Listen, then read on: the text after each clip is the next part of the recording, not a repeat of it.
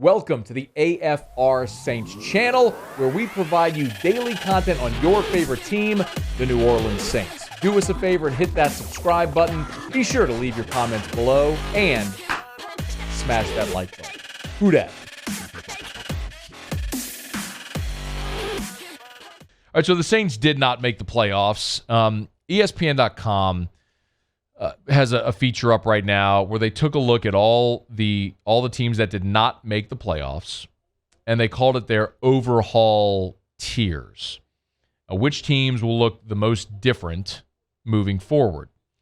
And naturally, they looked at the Saints as they would, all the other teams that didn't make the playoffs here in 2021 as they look ahead to 2022.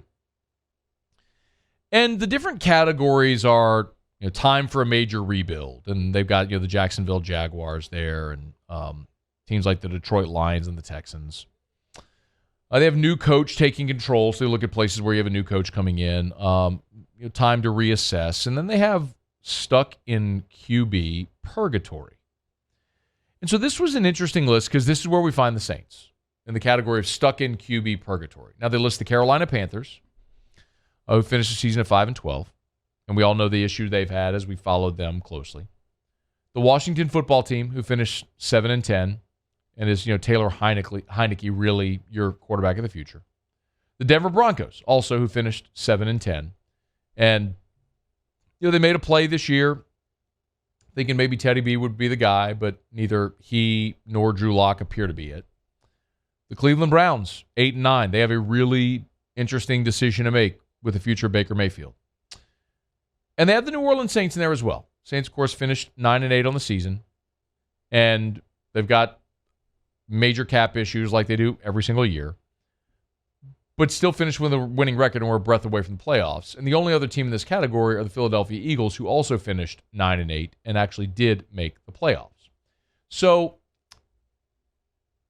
the first thing that stood out to me, and I don't know if it did to you as well there, is when I look at the rest of this category, the Saints and the Eagles were the only two teams in that category that had a winning record. The Panthers were 5-12, and they have no plan at quarterback. Washington football team were 7-10. I don't think any of them believe Taylor Heineke is their future. The Denver Broncos are at 7-10, and they have a really good roster, and many think they might be able to make a play for Aaron Rodgers, but if Rodgers doesn't leave Green Bay, then what do the Broncos do?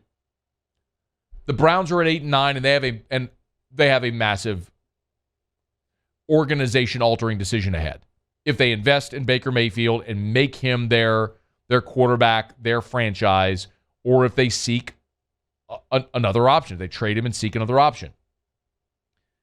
New Orleans, to me, appears to be the most stable of all of these, primarily because the roster around the quarterback is very good, and you have a quarterback option in Jameis Winston.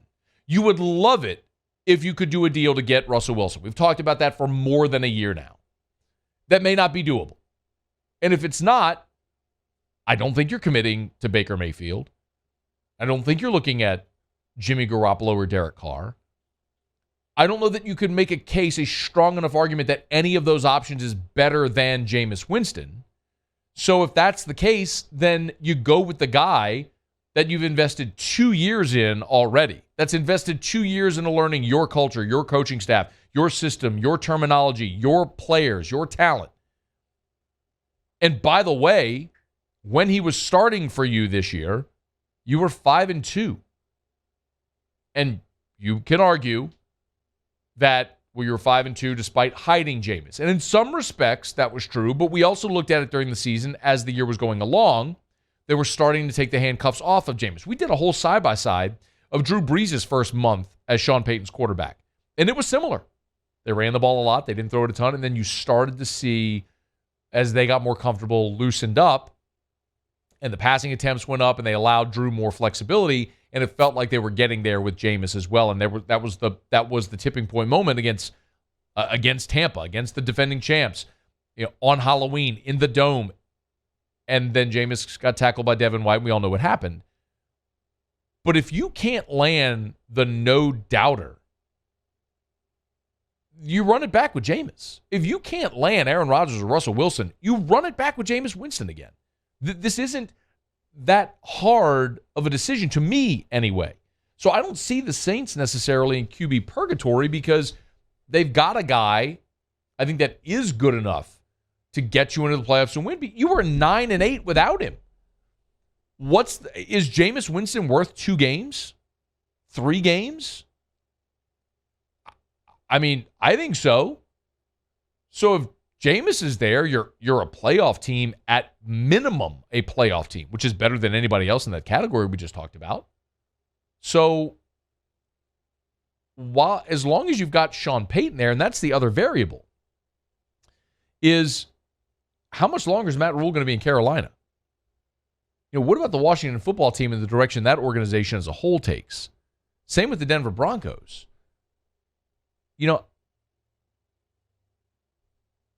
The Saints are the most stable organization of everyone in this tier. They've got the best roster, top to bottom, of everyone in that tier when healthy.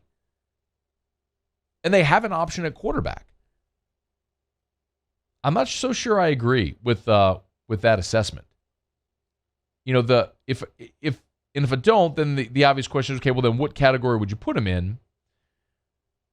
I think it's on the right track mostly, and that's where you find, teams like the Ravens and the Colts and the Raiders and the Chargers and the Patriots, like teams that were playoff teams, just out of the playoff team, but circumstantially whatever happened this year forced them into what they were, and I think that's where the Saints are. Not in a quarterback purgatory. They have a decision to make there, but I think it's a pretty easy one, and both would be really good options. But I find them more aligned with the teams I just mentioned, with New England, with the Chargers, with the Raiders, with the Colts. Hell, I mean, the Raiders have a giant question because you don't know who that coach is going to be after the disaster this year with John Gruden, and we just learned that Mike Mayock's out as GM. So maybe I'm biased, and I'll completely admit I could be looking through this with a black and gold prism. But I think the Saints are in a much better position to be right back in contention, not only in the division, but in the NFC next year. Hey, thanks so much for watching. Please leave your comments. I love to interact. And be sure to hit the red subscribe button below.